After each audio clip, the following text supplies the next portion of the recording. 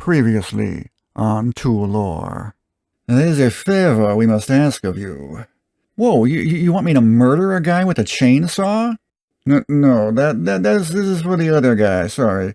We want to commission a video on the full history of this Stillson Ranch. Yeah, that's way easier. I can totally do that. The Stillson pattern pipe wrench is the grandfather of the modern American pipe wrench. With its entirely forged handle and spring-loaded pivoting head, it was the standard for almost 100 years. But where did it come from, and what happened to it? To tell the full story, we'll need to start with its namesake, Daniel Stillson. Born in 1826 in Durham, New Hampshire, Stillson would enlist in the Union Navy in 1861 at the start of the Civil War. He would be assigned to the Charlestown Navy Yard in Boston and would serve as a fireman on several ships. On one outing, their ship captured a British privateer vessel in the Gulf of Mexico. Stillson would be transferred over to this vessel, where he served under Colonel Levi Green. The two became friends, and after the war, when Levi took a job at the Walworth Company in Massachusetts, he hired Stillson as a mechanic in Walworth's Cambridgeport plant.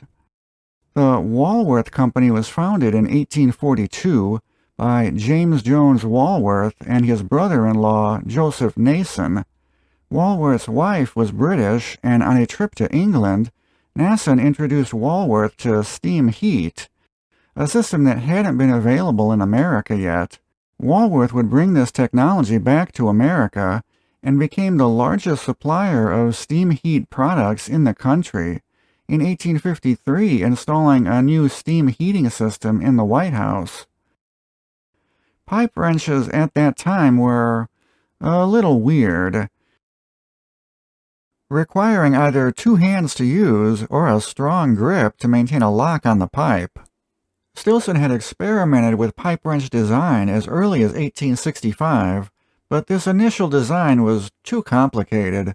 He wanted a pipe wrench that was simpler, easier to use one-handed, and quick to adjust. Kinda like a Coe's wrench.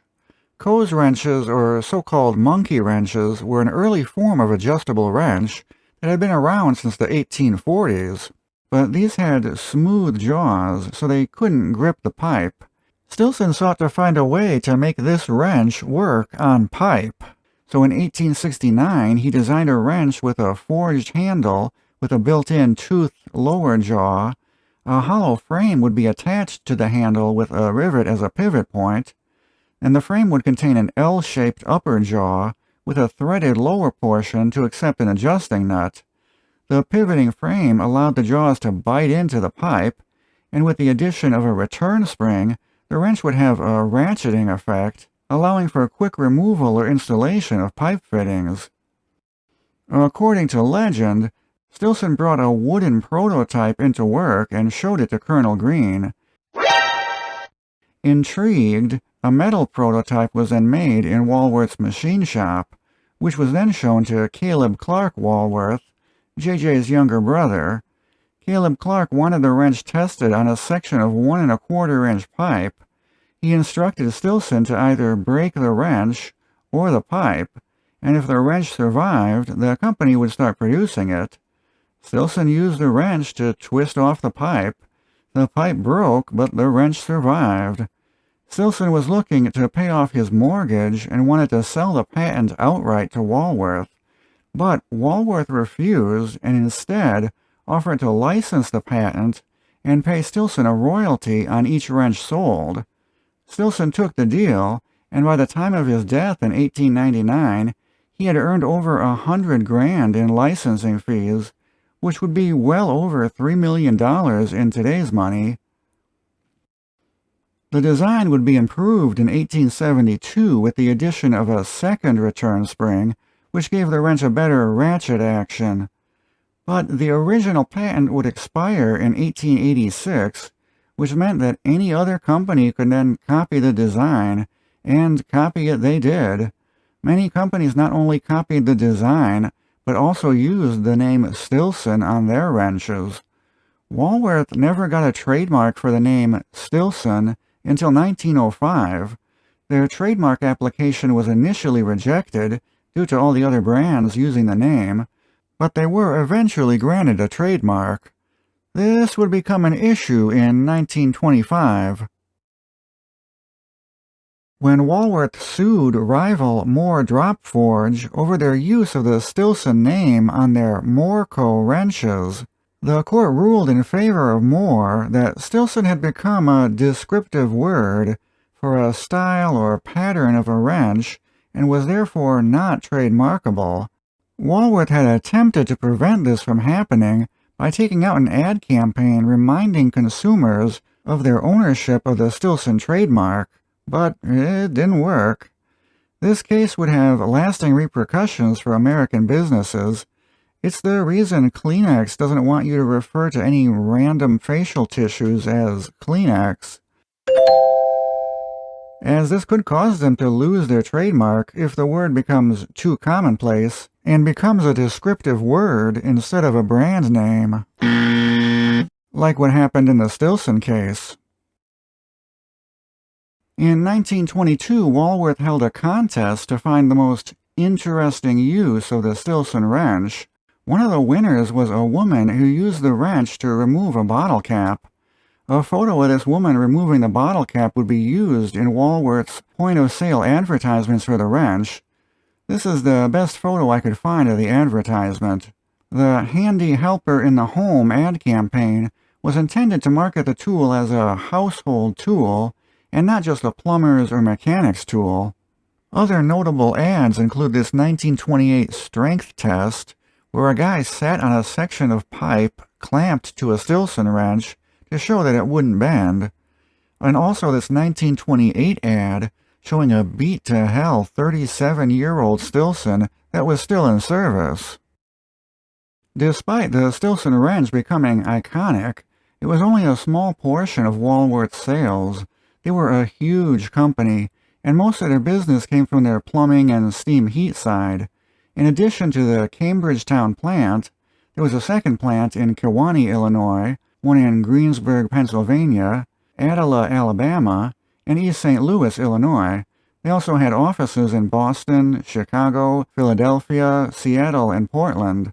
And by 1920, Walworth had expanded internationally, opening offices in Australia, Argentina, Brazil, Chile, Cuba, England, France, Mexico, and South Africa.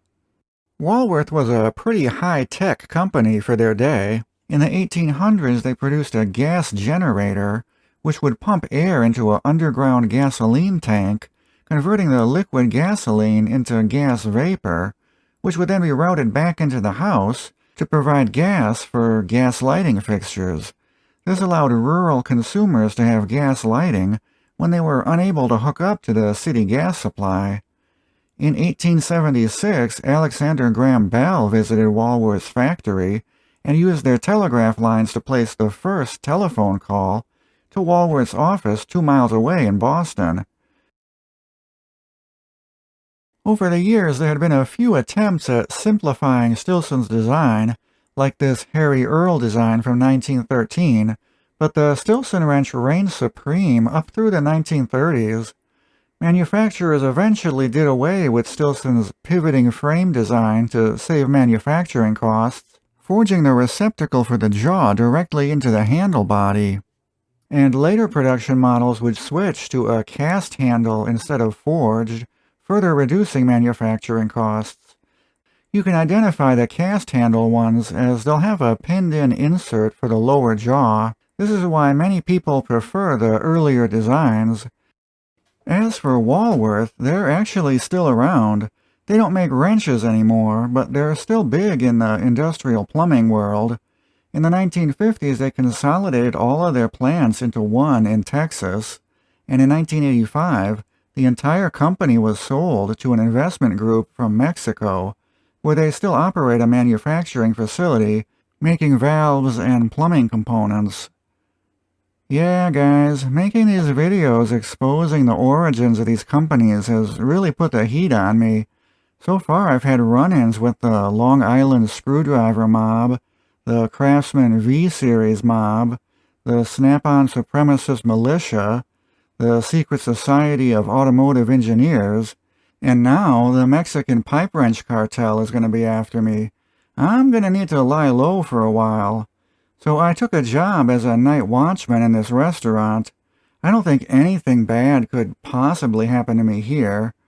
Alright everybody, thanks for watching. Stay tuned for the next episode, and check out the links in the video description for all my sources. See you later. Bye.